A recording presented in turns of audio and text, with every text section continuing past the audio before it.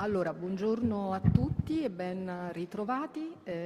Iniziamo questa seconda giornata di lavoro che vedo piuttosto densa e non prima però di aver ringraziato gli organizzatori di questo convegno per avermi invitata a presiedere questa sessione di lavori. Allora, iniziamo con la prima relazione di Paul Bertrand e Antoine BRIX, che vado velocemente a presentarvi. Paul Bertrand è professore ordinario presso l'Università Cattolica di Louvain a Louvain-la-Neuve, studia la storia delle pratiche di scrittura, la diplomatica e la codicologia dei manoscritti medievali. Già vice direttore dell'IRST, insieme al professor Xavier Herman, sta attualmente dirigendo il progetto dedicato allo studio delle legature carolingie di Cambrai, che è sostenuto anche da finanziamenti governativi. Antoine BRIX ha conseguito la laurea magistrale in storia e dottorato di ricerca in storia dell'arte e archeologia presso l'Università Cattolica di Louvain. Oltre ad aver acquisito l'abilitazione all'insegnamento in Francia ed essere stato professore associato di storia presso l'Università di Pechino, ha lavorato presso l'Institut de Recherche et l'Histoire des Textes di Parigi e attualmente è coinvolto in qualità di ricercatore nel progetto sulle legature carolingie di Cambrai. Il titolo della loro relazione è Per una storia culturale delle legature carolingie romaniche, note sulla collezione di Cambrai e Saint-Omer. Prego. Grazie. Prima di tutto permettetemi di ringraziare Melania Zanetti e Paolo Zanfini per il loro invito. Sono lieto di essere qui come storico insieme a Antoine BRIX e Alberto Campagnolo per presentare il progetto CAREM, Cambrai Reliure Médiévale. Il progetto CAREM mira a studiare la strutturazione del libro dei manoscritti medievali europei dall'VIII al XIII secolo, a partire dall'esempio dei manoscritti e rilegature di Cambrai. Questa indagine di storia culturale e archeologia del libro intende contestualizzare in una prospettiva di storia culturale la produzione di rilegature in uno spazio ecclesiastico, la cattedrale di Cambrai, per rilegature che studiosi hanno sempre definito caroline o romanesche, senza associarle alle pratiche sociali, culturali e religiose di quei tempi. Vuole anche superare un approccio descrittivo delle rilegature per integrarle come materiale e oggetto di storia delle pratiche della scrittura. Ecco alcune questioni storici da affrontare. Come e perché le opere letterarie, liturgiche, teologiche, scientifiche, giuridiche vengono considerate come parti di un insieme più ampio quando vengono raccolte in libri. Si associerà la definizione e l'analisi dei contenuti con la loro strutturazione in quaderni e l'assemblaggio di questi ultimi. Il loro assemblaggio deve essere studiato per identificarne le ragioni culturali e religiose. È possibile distinguere serie di rilegature, perché alcune vecchie rilegature vengono conservate e altre sostituite. È solo una questione di usura. È possibile valutare l'importanza di una rilegatura rispetto a cosa? Alla sua decorazione? Alla sua complessità nella lavorazione e nell'assemblaggio? Al costo dei materiali? Ci sono politiche di rilegature commissionate da istituzioni, eccetera. Sostenuto dall'FNRS belga in collaborazione con l'IRHT, questo progetto si basa su due università, quella di Namur, il mio collega e amico Xavier Herman, e quella di Louvain, io stesso. Per condurre le ricerche sono stati reclutati due ricercatori postdottorato per 3 anni, Antoine BRIX, specializzato nel contenuto dei manoscritti medievali, e Alberto Campagnolo, specializzato nell'analisi tecnica delle rilegature. È evidente che questo progetto anticipa ricerche future molto importanti, di cui questa conferenza mostra l'importanza e la necessità. Abbiamo bisogno di un approccio globale, tecnico, bibliotecario, dal punto di vista dell'erudizione scientifica e del ristoro e della conservazione, ma anche della storia del libro, delle biblioteche e più ampiamente della cultura scritta medievale, unendo manoscritti e archivi medievali nel loro contenuto e attraverso le loro rilegature. Il lavoro deve essere condotto in modo collaborativo con bibliotecari, archivisti, restauratori e storici della cultura testuale nel senso più ampio. Faccio appello a un progetto di inventario seguendo quanto ha già fatto Carlo Federici e che deve essere messo in una database, anche come propone Jérémy Delmule. Ma faccio anche appello, nello stesso tempo, ad analisi di storia culturale di queste rilegature che non possono essere studiate assolutamente senza i testi che proteggono, valorizzano ed esplicano. Lascio ora la parola ad Antoine BRIX e Alberto Campagnolo per dimostrarlo quelle proposte. Okay, thank you, Paul. Unlike Paul, I'll be delivering my paper in English, so apologies. What does the CAREM project stand for, and more importantly, what are its objectives and some of its findings? Paul has already described the institutional framework and personal landscape of CAREM, a research project dedicated to the study of Carolingian and Romanesque book bindings of Cambrai. A remarkable number of pre-13th century bindings are indeed extant at the municipal library of this northern France town, and I'll come back to this in a minute. But first, what about the scholarly nature, the scope, and the exact ambition of CAREM? What is it about this research and scientific endeavor that warrants the talk Paul and I are now delivering to you, an audience of scholars, librarians, and curators who are already eminent specialists of medieval book bindings? While I do not wish to repeat anything that has already been said, allow me to stress that, to put it simply, CAREM does not merely aim at contributing to bookbinding studies as they stand. It is primarily meant as a complement or even a challenge, maybe, to the field, an attempt at bridging the scholarly study of medieval bookbindings with the latest developments in cultural and intellectual history, wherein the written document itself, as a phenomenal object, an actor of the past in its own right, tends to take an increasingly noticeable part.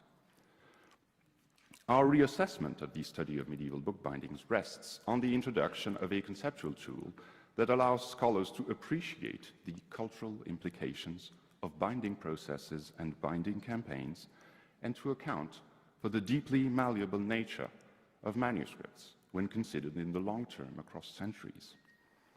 Such an original hermeneutical and interpretative tool, one that we are constantly fine-tuning according to the findings of our research, is called mise en livre in the project team.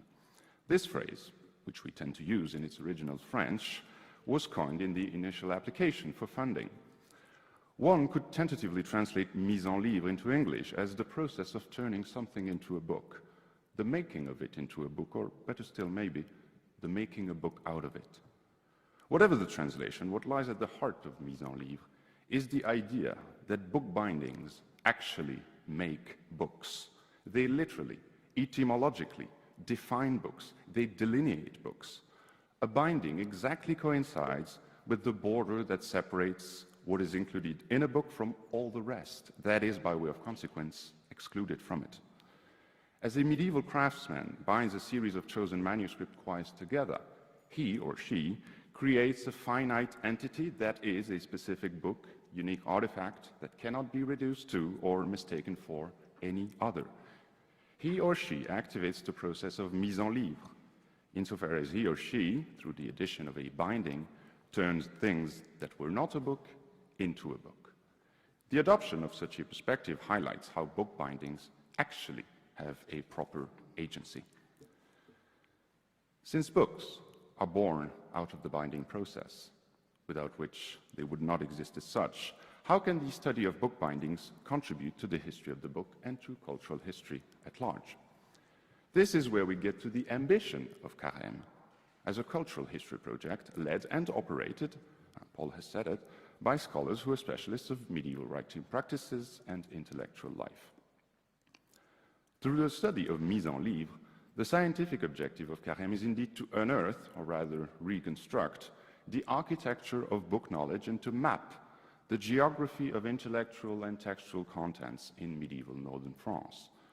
The focus is on manuscripts extant at the Municipal Library of Cambrai that still feature their early and high medieval bindings. Le Labo, as it is called, indeed preserves a collection of medieval manuscripts remarkable on several accounts. Its sheer size first, a direct consequence of the rich fabric of religious houses that previously dotted the area and were secularized in the late 18th century. Its numerous collection of pre-10th century volumes, among which a number of exceptional codices, such as the earliest extant copy of Gregory of Tours' Histories, the earliest written homily in Old Irish, and a strikingly illuminated Apocalypse from the 9th century. And, last among the features that make the Cambrai Municipal Library stand out, certainly not the least, an outstanding proportion of medieval bindings. Let us be specific.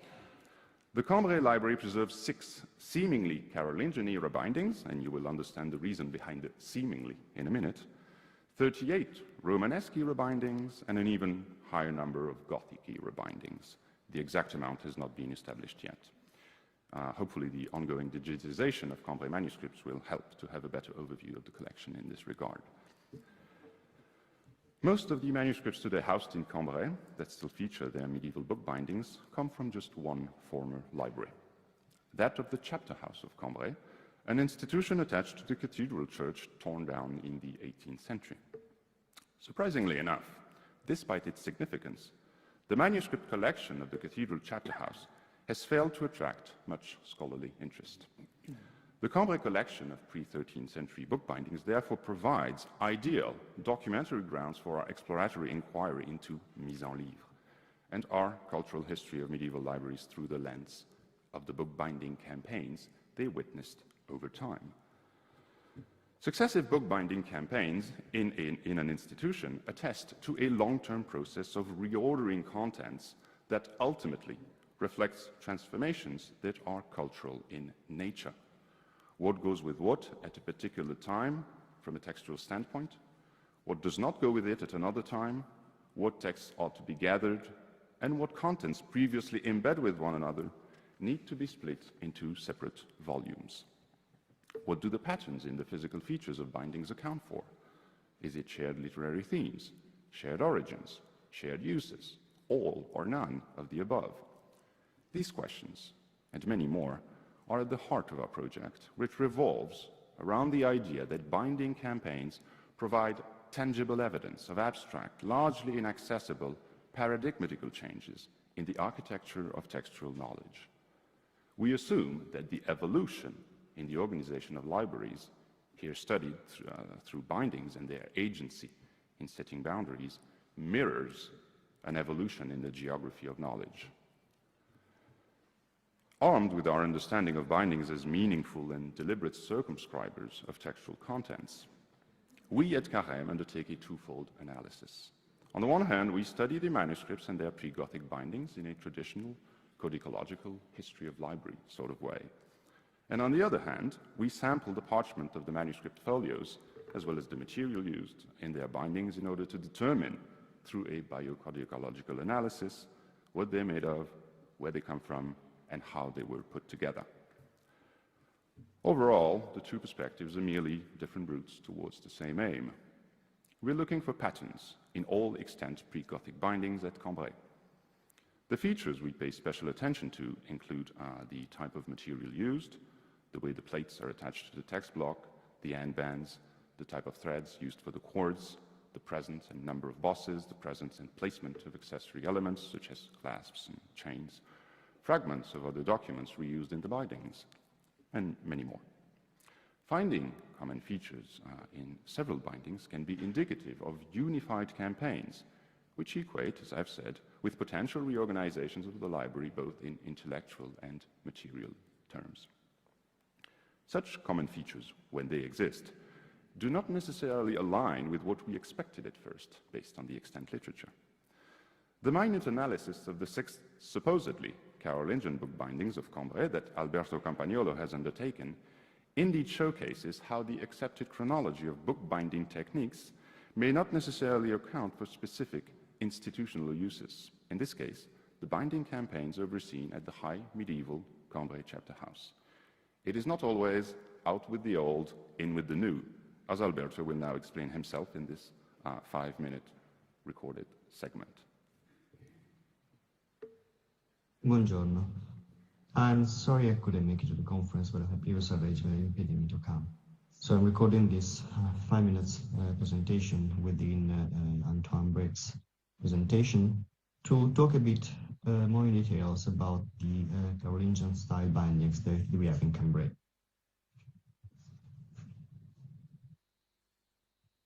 So the corpus in Cambrai is constituted by Carolingian manuscript and Romanesque manuscripts. But we will concentrate here today on the Carolingian manuscripts. We used a range of saving method and tools to look into these bindings and record their structure and investigate the structure. So from XML description and automated drawings, measuring up, photogrammetry, and endoscope when it was possible. We did a proteomic analysis of the cover skins and some of the page inside.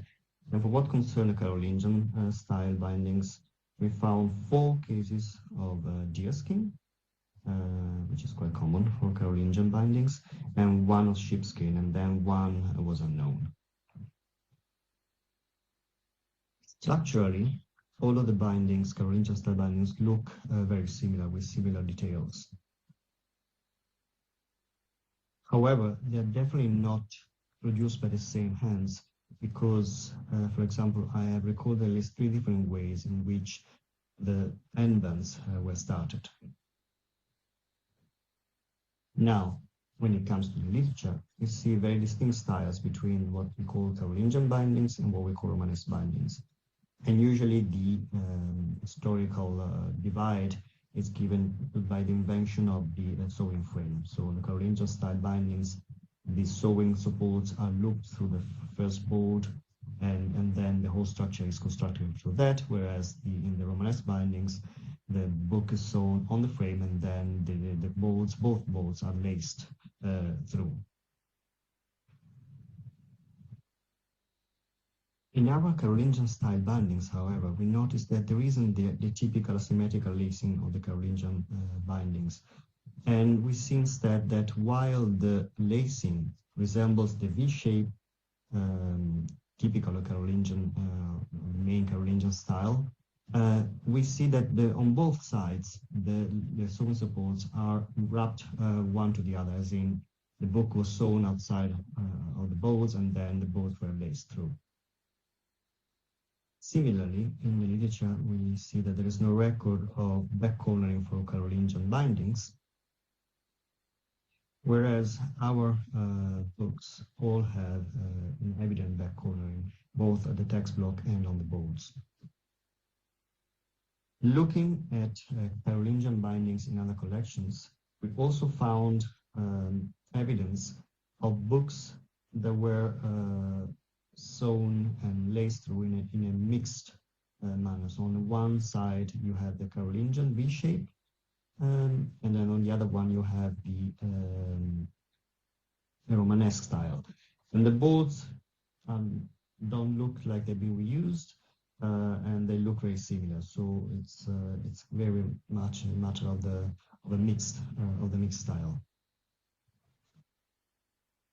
And despite the fact that our bindings are actually in very good condition, which makes it kind of hard to look at the fine details, we have recorded at least one example where the book had been previously sewn on 3 lacing support that were very likely laced through in a Romanesque style bindings. We can feel the channels through the skin on the board, and then they were resewn on this hybrid Carolingian style V-shaped lacing with the sewing support wrapped quite roughly, because you can feel it through the paste downs. And we can see evidence of the previous lacing channels when we inserted the probe inside the bindings, and you can see it on highlighted here on the left-hand side. So all in all, we can say that the Carolingian bindings in Cambrai do not conform to the canon of Carolingian bindings, but are not Romanesque either. And instead they belong to this late style that I've been calling transitional Carolingian style bindings. And with this, I return the word to Antoine.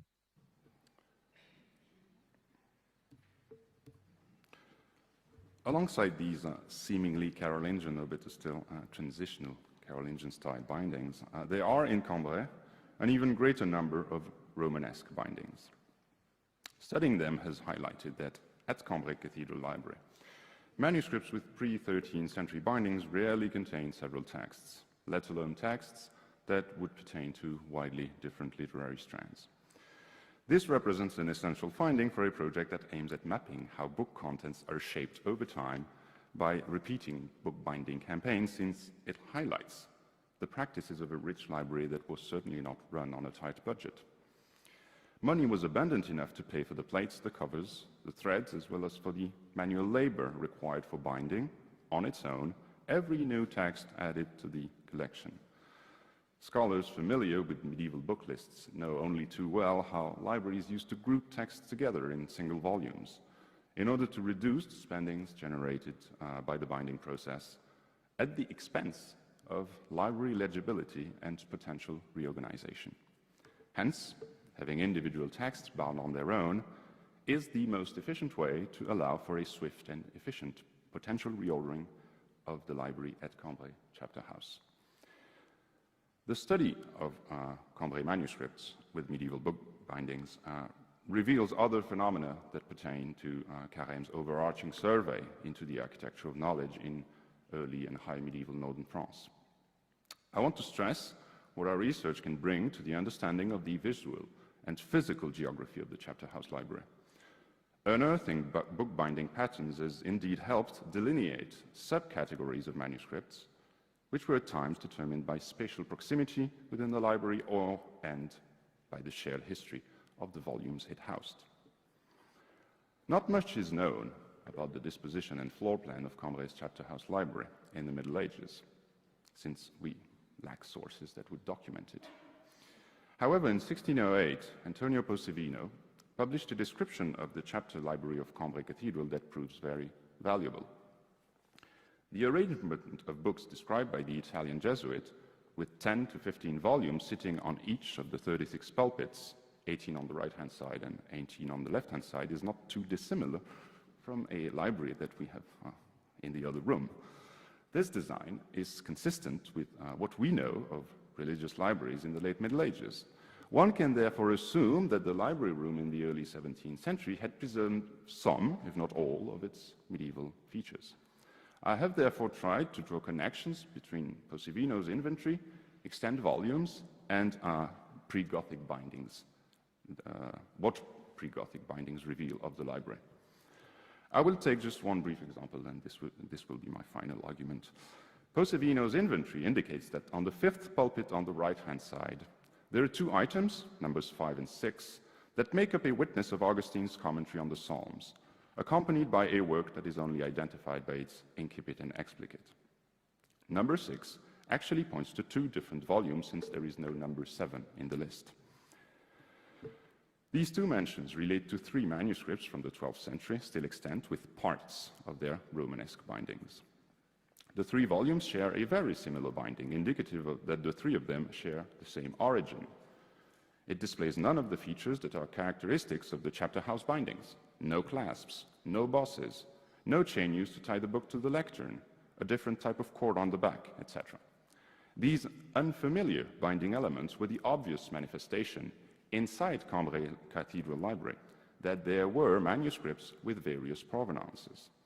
2 of the 3 shown here indeed contain an ex libris mark from Mont Saint-Martin, a Prémontré Abbey, 20 kilometers south of Cambrai.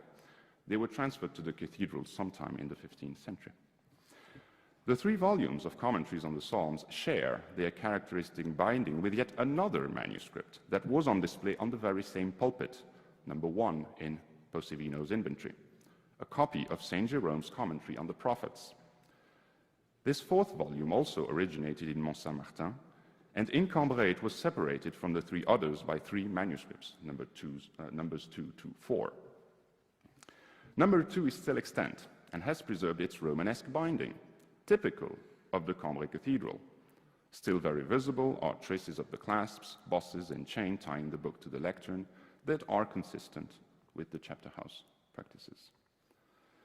As such, the 3 volumes of commentaries on the Psalms formed not only an intellectual and textual entity within the library, but also, along with the 4th volume, a spatial and material entity with its physical particularities, and consequently, an entity precisely circumscribed on the right-hand side pulpit number 5. They could be identified as elements that had been imported from another library, brought in the architecture of knowledge at the chapter house from another institution, potentially with its very own architecture of knowledge. The fact that these books never received a binding that would have made them more alike the other books in the library supports the argument that they were identified as foreign. While this example may be late in date, I nonetheless believe it gives a good idea of what we're trying to unearth as we consider the agency of bindings in shaping knowledge, establishing boundaries for books and whatever they contain, while at the same time shaping libraries and determining what image they project. And while this is merely a sneak peek into what the cultural history of book bindings may achieve, I'm sure our project resonates with scholarly undertakings conducted by participants of this conference, and I'll be more than happy to benefit from interactions with you all. Thank you very much for your kind attention.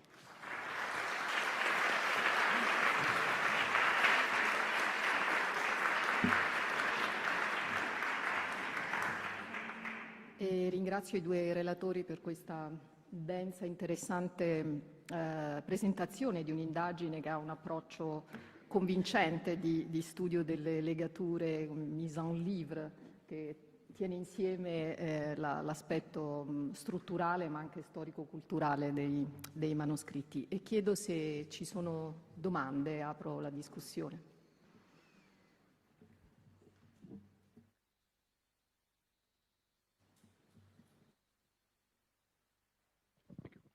Thank you very much for those fascinating presentations. And it made me wonder whether you are in contact with other collections in the region. I'm thinking of the manuscripts in Ghent, a very fine collection of Romanesque bindings there, which have very distinct structural features, and whether they may relate to the books you're looking at from Cambrai, which is not so very far away. I was struck when I saw those, but they were different from anything I'd seen before. But the books come from 2 monasteries, one within Ghent and one just outside, and they're clearly sharing the same workshop for some of the bindings at least. So I think there's a wonderful opportunity to, I don't want to put too much work onto you, but to extend your studies beyond Cambrai, because I think there is a very rich field there. Yeah, well, thank you very much. Yes, indeed, and Alberto has been looking into that, especially for Carolingian bindings. He's been going around other repositories in the region, Valenciennes, among others, in order to find some common patterns there would maybe help him understand where actually these book bindings were made and whether they shared practices with other monasteries or churches in the area. Yeah. And it's true that we would like to go further in this project just after the end of this sample project around Cambrai. For example, we have already tried to see what was going on in Saint-Omer. I just asked a student, a mastering student to study the library of the manuscripts of Saint-Omer and the bindings of Saint-Omer, and it's quite striking that they are not the same at all than in Cambrai, even if it's quite close. But you have several important features which are quite common, and also if you are studying this way a complete set, I mean it was an important set of manuscripts, something like 60 manuscripts, quite quickly studied, but anyway it was done with the help of Alberto Campagnolo. For example, it shows that in Saint-Omer you have several campaigns, and these campaigns show that you have aesthetic similarities during these campaigns, some what we could call what he calls, not so bad, I mean, I think, graphic communities. So communities of appearance, of graphic appearance for these bindings, and especially at during the 12th century.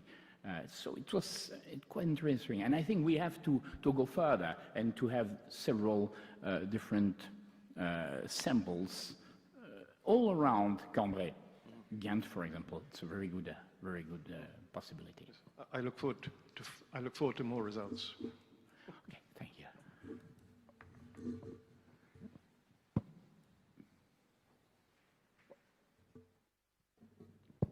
Altre domande?